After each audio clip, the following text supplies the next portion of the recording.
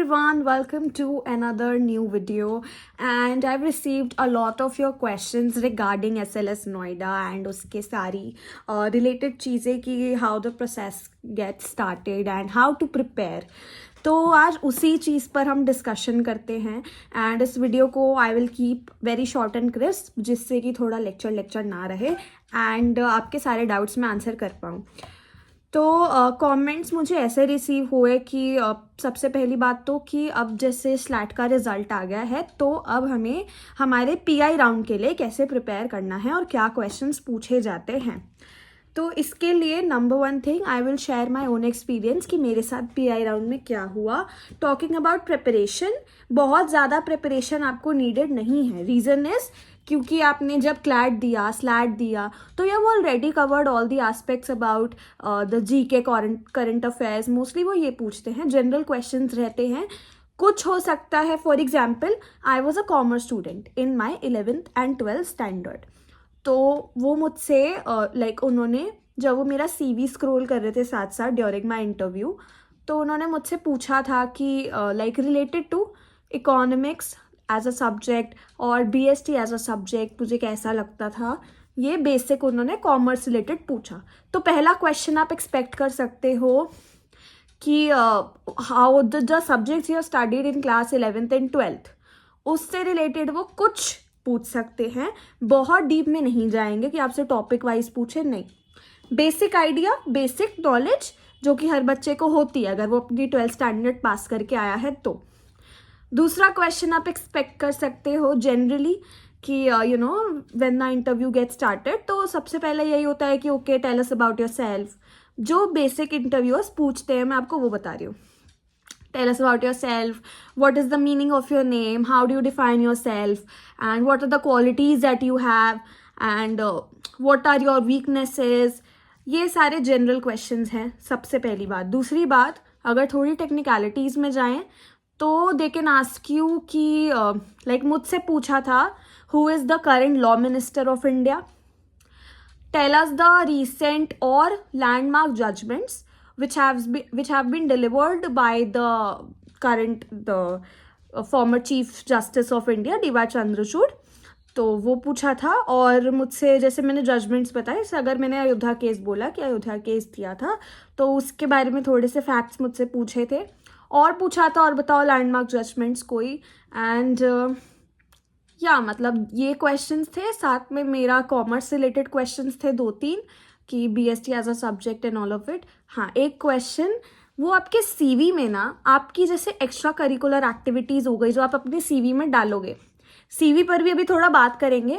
तो CV में जब आप एक्स्ट्रा करिकुलर एक्टिविटीज़ डालोगे, मैंने डाला था आई वॉज इन नुक्कड़ नाटक्स, I use to participate in नुक्कड़ नाटक्स, I use to participate in debate competition, extempore competitions और ऐसे कॉम्पिटिशन्स, डांस कॉम्पिटिशन्स. तो इनमें मैंने पार्टिसिपेट करके अपना सर्टिफिकेट डाला था. नाउ दे आस्क्ड मी कि जो इंटरव्यू होता है ना, आपको इतना डरने की ज़रूरत नहीं है. बिकॉज इंटरव्यू कौन लेता है? फैकल्टी मेम्बर्स या एलुमनाई मेम्बर्स जो अच्छे लोग हैं, राइट. तो वो आपको बिल्कुल भी पैनिक की सिचुएशन में नहीं डालेंगे. वो आपको बहुत काम डाउन करके आराम से क्वेश्चंस पूछेंगे और आप बहुत आराम से ही उनका आंसर देना. ऐसी कोई दिक्कत की बात नहीं है. तो उन्होंने मुझसे पूछा कि ओके आपके CV से it's evident that you have keen interest in नुक्कड़ नाटक्स. तो एक क्वेश्चन उन्होंने मुझसे पूछा कि आपको क्या लगता है कि नुक्कड़ नाटक में आवाज़ जो होती है वो कहाँ से निकलती है? मुंह से निकलती है, गले से निकलती है, या फिर आपके पेट से निकलती है?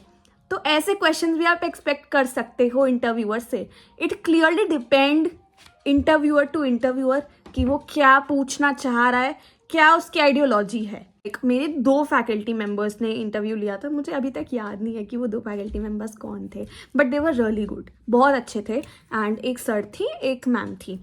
तो उन्होंने इंटरव्यू लिया था and mostly questions were asked by sir and ma'am also put in उन्होंने ऐसा कॉम्प्लीमेंट टाइप्स भी दिया कि you have scored well in your class 12th. तो आपके जैसे ग्रेड्स भी होते हैं वो भी बहुत मैटर करते हैं in shaping a perception about yourself, जो कि उन्हें CV से पता चलता है. अब थोड़ी सी CV पे बात कर लेते हैं. आई होप आपको PI रिलेटेड कुछ चीज़ें क्लियर हुई होंगी. इतना पैनिक करने की नीड नहीं है.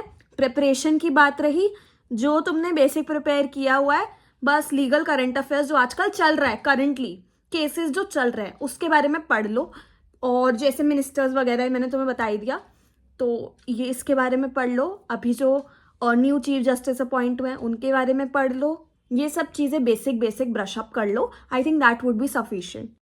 All right, so answering about my CV, now CV के अंदर you have to be very much concise in what you are stating about yourself, क्योंकि वो सबसे पहला इम्प्रेशन डालता है upon the interviewer's mind. And CV के अंदर यू विल स्टार्ट विद, अगर मेरे पे अपना सैम्पल CV होगा तो आई विल अटैच, वरना लाइक आप मुझे लिंक्डइन पे कनेक्ट कर सकते हो। I will attach my LinkedIn profile. अगर कोई भी इसके बाद भी कोई डाउट है, पर्सनल कुछ जानना है, तो you can contact me on LinkedIn. तो CV के लिए नंबर 1 थिंग, अपना name, address, demographic information which ever you feel is necessary, Google से टेम्पलेट्स निकाल लो एंड बेसिक वर्ड डॉक्यूमेंट में अपना CV बनाओ और उसमें अपना नेम डालो, अपनी क्वालिफिकेशन मतलब स्टडी जो भी है, और डिक्रीजिंग ऑर्डर में डालो, पहले 12 डालो फिर 10 डालो, परसेंटेज लिखो उसमें जितनी भी आई है, या CGP परसेंटेज है ना, हाँ परसेंटेज लिखो। और उसके बाद में टॉक अबाउट कि what are your career goals, what you become to aspire, ऐसा थोड़ा छोटू सा पैराग्राफ लिख दो, लाइक 5-10 लाइन, ज़्यादा नहीं, कि क्या करियर गोल्स हैं all, like what motivated you, वो सब चीज़ें SLS नोएडा के बारे में या अपने लॉ से रिलेटेड कुछ भी ऐसा लिख दो। उसके बाद अपनी डालो सबसे इंपॉर्टेंट कॉलम जो वो रेफर करते हैं, विच इज़ योर को करिकुलर और एक्स्ट्रा करिकुलर एक्टिविटीज़। कहीं पे लीडरशिप रोल रहा है, अगर कुछ वॉलंटियर किया है, या फिर किसी के चीज़ के हेड थे, लाइक आई वॉज प्रीफेक्ट, या फिर कुछ भी, whatever you feel like you have done or achieved in your school life, बहुत अचीवमेंट्स होंगे आई एम श्योर, तो उन अचीवमेंट्स को सिंक्रोनस ऑर्डर में अच्छे से प्रेजेंट करके लिख दो। और एक्स्ट्रा करिकुलर एक्टिविटीज़ में भी, स्पोर्ट्स में भी अगर कुछ रहा है तो डेफिनेटली उस चीज़ को इनकॉर्पोरेट करो। ये चीज़ें बहुत अच्छा इम्पैक्ट देती हैं कि आप केवल एकेडमिक्स में ही नहीं, और आप अपनी बाकी चीज़ों में भी एक्टिवली इन्वॉल्व और पार्टिसिपेटेड थे। एंड इंटरव्यूअर मोस्टली टेक्निकलिटीज से हटकर आपके CV में से ये क्वेश्चंस भी पुट ऑन कर लेते हैं, जो कि मतलब एक होता है ना, आपका एक ईजियर एस्पेक्ट बन जाता है to answer on those part, because you know कि आपने वो चीज़ एक्सपीरियंस की हुई है।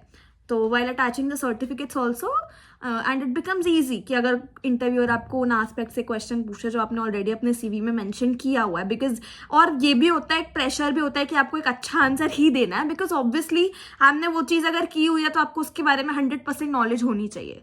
तो अपना एक्स्ट्रा करिकुलर को करिकुलर एक्टिविटीज़ को अच्छे से लिखो, उसको भी आप ट्राई करो डिक्रीजिंग ऑर्डर में ही लिखो, एंड थोड़ा सा उसको एक्सप्लेन भी कर देना कि ऐसा था in this year, in that year, in this academic year, in that academic year I was awarded with ये आई वॉज नहीं, मतलब अवॉर्डेड विद ऐसा ऐसा करके लिख दो। गूगल पे you will search about templates, आपको आराम से मिल जाएंगे, तो इस चीज़ के लिए तो टेंशन लेने की ज़रूरत नहीं है। मेरा CV टेम्पलेट मैं ढूंढ लूँगी, एंड अभी वीडियो में आई कैन नॉट अटैच, लेकिन अगर आपको एक्चुअल में कुछ समझ में नहीं आ रहा एंड यू नीड हेल्प, तो you can connect me on LinkedIn. I think that is sufficient for this video. और अगर और भी कोई डाउट्स वगैरह आ रहे हैं, जनरल डाउट्स, वो आप कमेंट सेक्शन में पूछ सकते हो, या तो मैं वहीं पे आंसर कर दूंगी, या फिर मुझे लगेगा नीड कि नहीं एक वीडियो बनानी चाहिए, तो definitely I will make a video and answer all your questions. And personal कोई डाउट्स हैं तो कनेक्ट मी ऑन लिंक्डइन, और बाकी तो वीडियो बना दूंगी मैं, ऐसी कोई प्रॉब्लम है नहीं। डोंट वरी, डोंट पैनिक, आराम से करो प्रिपरेशन, सब हो जाएगा, relax. All the best guys, and subscribe कर दो चैनल को। See you in the next video, bye bye.